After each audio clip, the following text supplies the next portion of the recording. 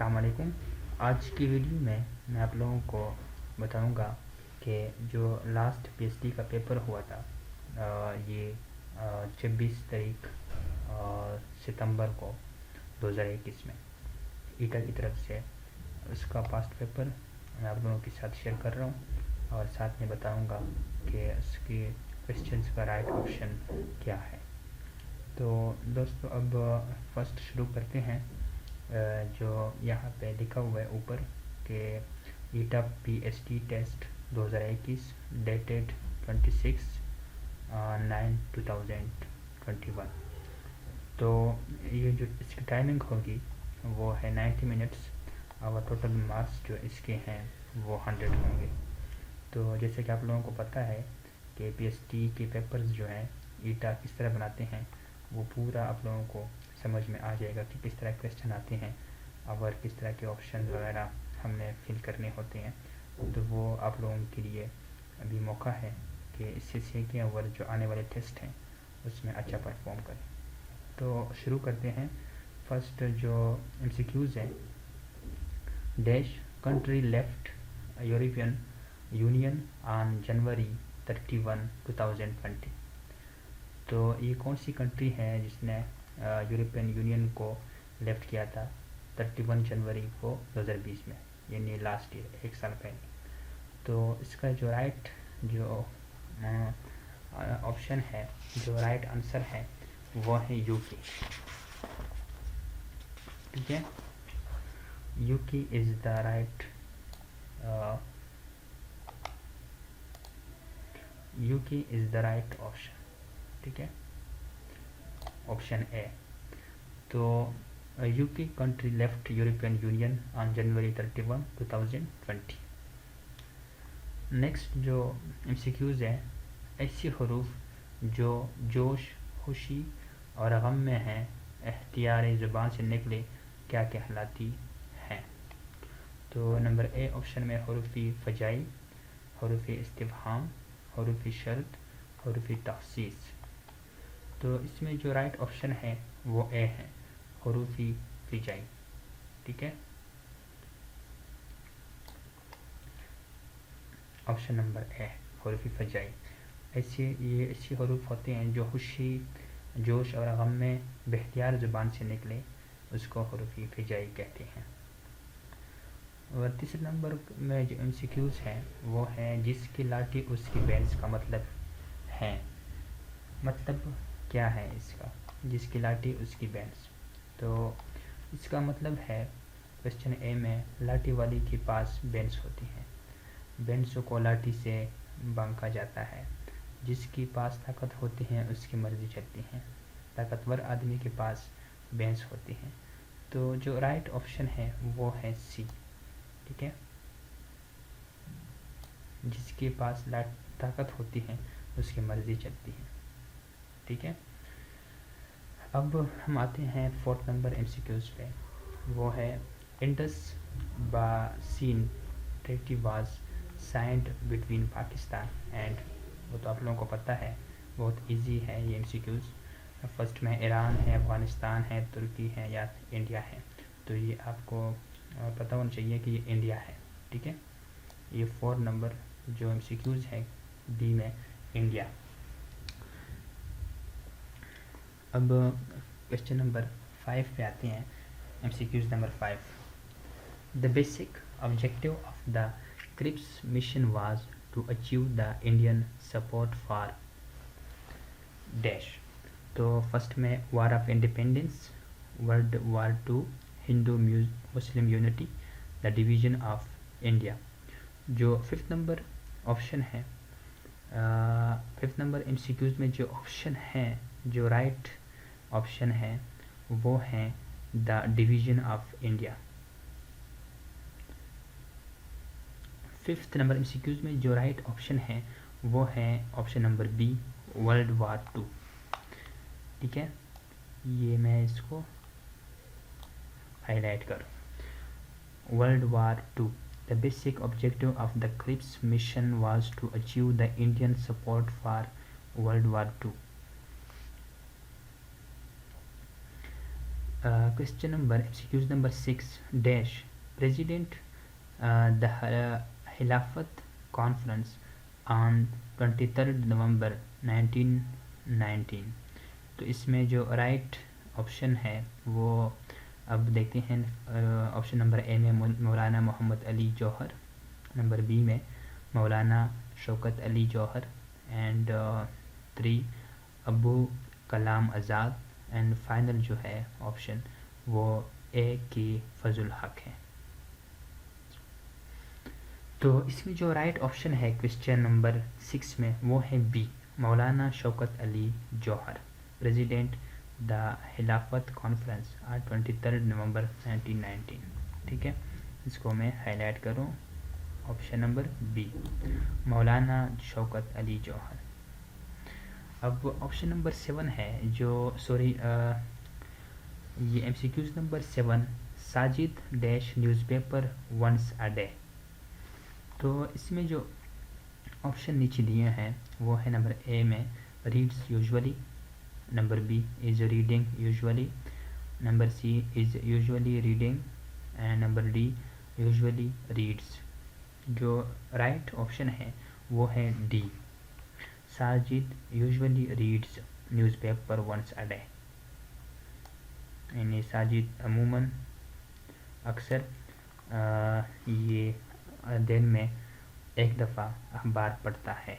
ठीक है, तो ये जो साजिद यूजुअली रीड्स लिखा हुआ है इसमें है, तो ये प्रेजेंट टेंस है, प्रेजेंट इंडिफिनिट टेंस।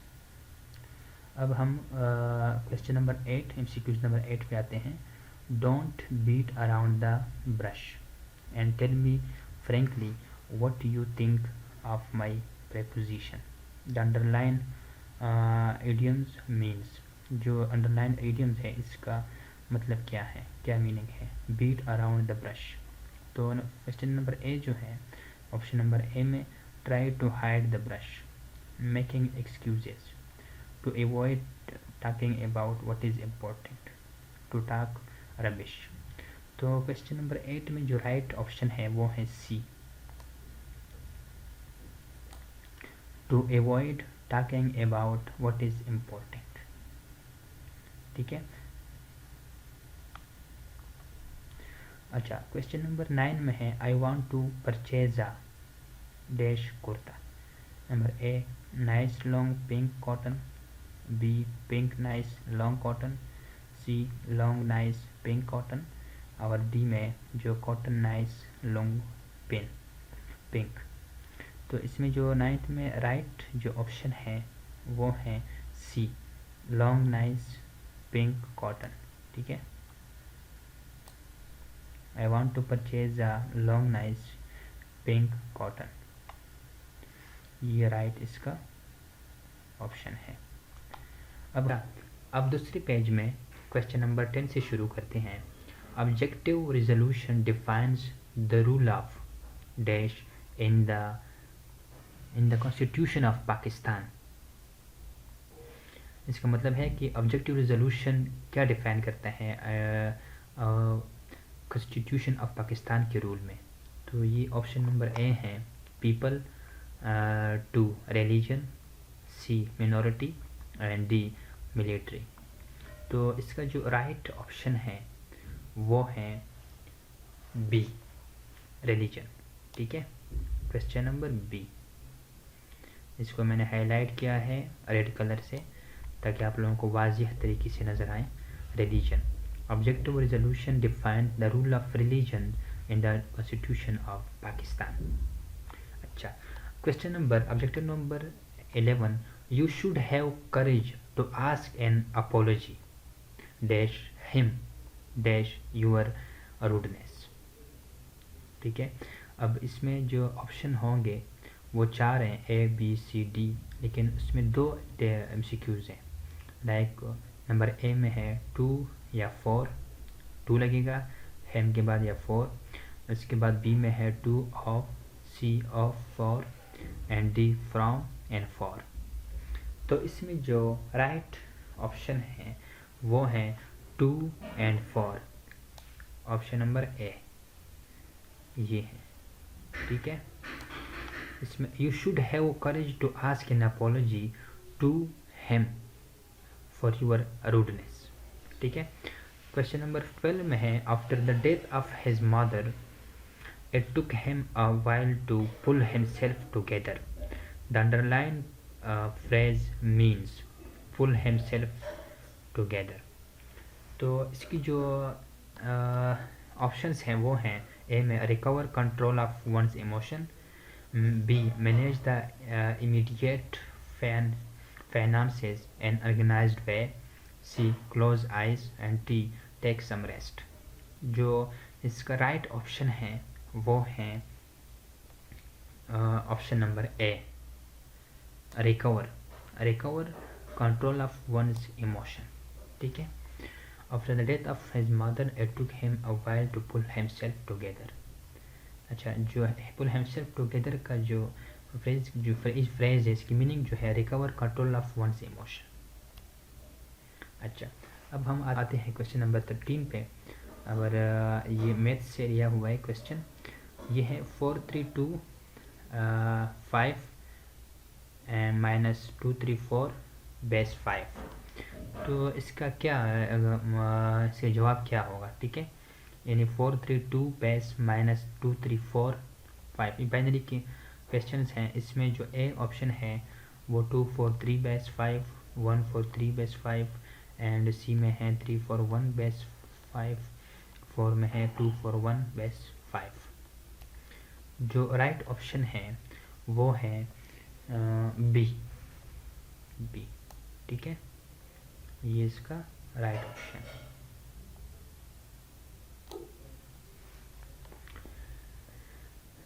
अब हम आते हैं क्वेश्चन नंबर 14 पे। log x minus 2 log y is equal to dash. Number A option है log x minus Y, log x divide by Y, x power 2 divide by Y, and C में है log x divide by Y whole power 2, and number D में है log x divide by Y के power 2। जो right option है वो है D, last में जो है डी, इसका राइट ऑप्शन है। ठीक है। अब हम आते हैं क्वेश्चन नंबर 15 पे। इस्लामियात से लिया है ये एमसीक्यूज। ग़ज़वा अहज़ाब में खंदक खोदने का मशवरा किस सहाबी ने दिया था? नंबर ए में हज़रत अब्दुल्ला बिन उमर रज़ी अल्लाह, बी हज़रत सुलेमान फ़ारसी रज़ी अल्लाह अन्हु, हज़रत मुआज़ इब्न जबल एंड हज़रत सुहेल इब्न उमर रज़ी अल्लाह अन्हु। ठीक है। तो इसमें से जो राइट आंसर हैं वो हैं बी, हज़रत सुलेमान फ़ारसी रज़ी अल्लाह अन्हु ने खंदक खोदने का मशवरा दिया था ग़ज़वा अहज़ाब में। ये सीक्वेंस बार बार आया हुआ है, जो पिछले जो जितनी भी टेस्ट हुए हैं टीएस वगैरह में भी ये क्वेश्चन आया हुआ है। तो इसका जो राइट ऑप्शन है हज़रत सुलेमान फ़ारसी, बी।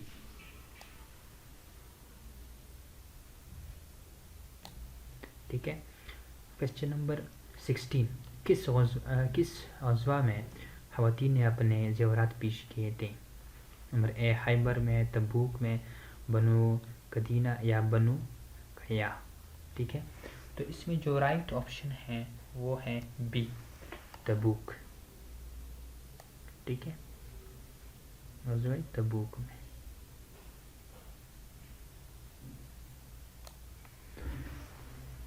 ग़ज़वा तबूक में ख़वातीन ने अपने ज़ेवरात पेश किए थे। 17 जो क्वेश्चन है वो है which of one of the following is selection deficient molecule.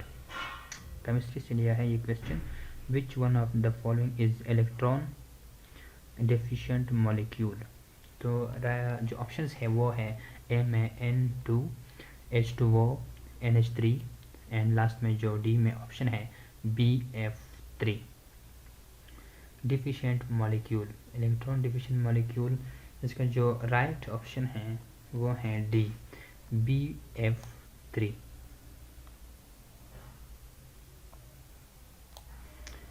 18 में है 18 number question. Which of the following is not an inherited characteristic in animal?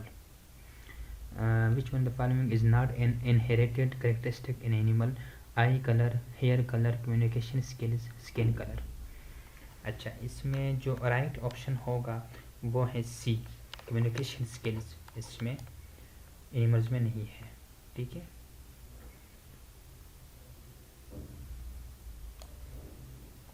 Question number 19 है, which of the following is a binomial expression?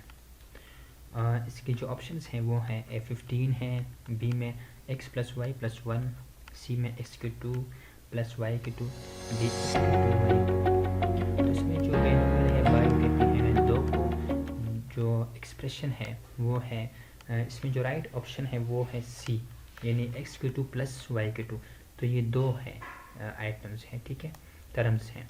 x² उसमें दरम्यान में plus है, plus y², और ये एक टर्म है, ठीक है, डी में जो ऑप्शन है। तो इसमें ये कहते हैं विच of the following is a binomial expression, तो वो x² + y² है, ठीक है। अब हम आते हैं नेक्स्ट जो MCQs हैं वो हैं इसमें लिखा भी हुआ है सोल्यूशन में, the expression which has one term called monomial, the expression which has two terms called binomial, the expression which has three terms called trinomial, ठीक है, ये है बायनोमियल। क्वेश्चन नंबर 20 है, अच्छा क्वेश्चन नंबर 20 में है, each angle of a regular pentagon is dash.